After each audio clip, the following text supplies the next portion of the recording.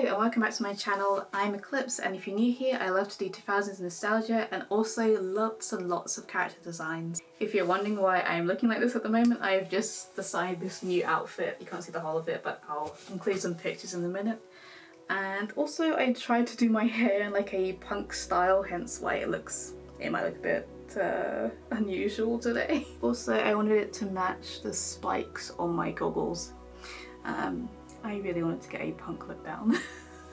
So the reason for the title of this video, which is Back to Y2K, which is kind of like a back to the future kind of feel, which I'm trying to go for. AI is obviously taking over the world at the moment. Artists like myself are trying to fight against that, so we're trying to hammer in creativity, using your hands and your brain, and not trying to use ChatGPT all the time, not trying to use a image generator, and a lot more videos are using generative AI for cosplay videos now, which is shocking. So with this series, I want to encourage people to express themselves, use things that they have around them.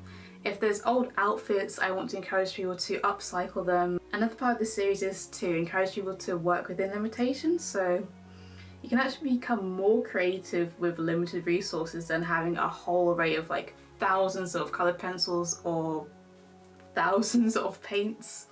So if you just had one inkball pen, you can create amazing art, or even things you wouldn't have thought of with just maybe 4 colours. So how does this relate to the characters I've been making this whole time on my channel?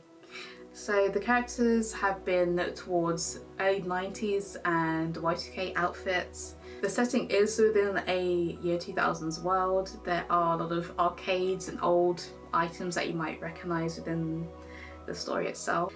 And also there's my second channel called Safe Point Bloom, where I have a group of magical girls which is inspired by early 2000s magical girl animes. So if you think Sailor Moon and Madoka Magica, I'm trying to get them to fight against this same issue. I don't want to reveal who the villains are yet, but you can kind of guess where I'm going to go with this. They're going to be fighting for creativity, and also fighting to keep digital hardware of that time alive. I still have my Nintendo DS, and sadly it's died now, but there was a moment where after about 10 years, this was still able to turn on and I was able to play Animal Crossing for a little bit. I really hope that this video has sparked some interest, and if you enjoyed this video, please leave a like, and I'll see you in the next one.